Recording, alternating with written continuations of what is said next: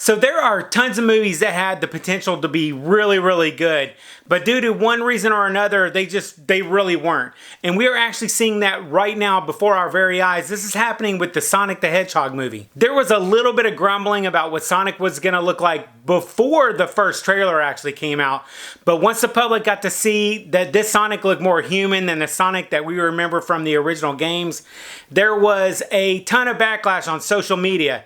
And it has actually made a pretty big impact. The director actually spoke up and is actually going to be making changes to the look of Sonic to more closely resemble the game Sonic. And that should make a lot of people really happy.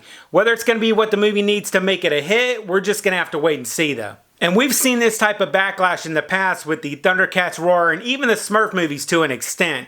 But we're now in a time where social media has a huge impact on what is good or bad, even before we see it. What if we had had Facebook, Instagram, and Twitter 15 or even 30 years ago? Could we have made an impact on what happened to the movies back then? That is a question to be answered. Take Return of the Jedi, for example. Boba Fett was one of my favorite characters in that movie. He could fly, he was a bounty hunter that wasn't afraid of anyone. He had a cool voice and his costume was really badass. And then they go and kill him off by having him be eaten by a Sarlacc. Ugh! And it's true, he was later written to not have died in the pit at all, but try telling that to all the 80s and 90s kids who lived through that and thought he was dead for all those years. Their favorite character. That can ruin a movie for people. But if we had social media back in the 80s and 90s, well, really the 80s, this type of travesty might not have happened. And another one that I wish we could go back and change is the supervillain in Superman 4, The Quest for Peace. This movie brought back Gene Hackman as Lex Luthor, that was pretty great to get him to come back.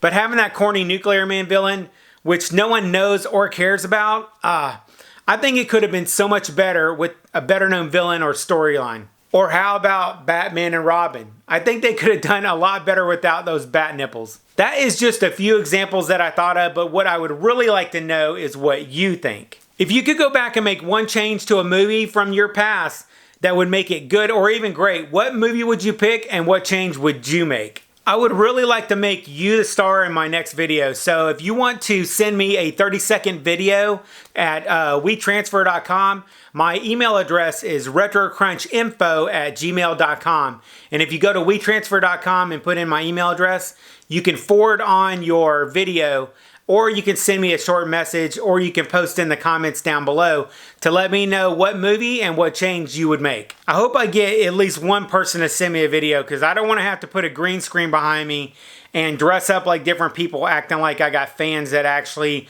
wanted to send me a video. So please don't make me do that. Also, I will post in the description down below exactly how to send me that 30-second video, just in case you didn't catch the information on the video here. Thank you so much for watching the video, and if you're new, how's it going? And if you like retro news and nostalgia stuff, be sure to subscribe and hit that bell. And I will catch you guys on the flip side, and remember, if it ain't retro, it ain't worth watching.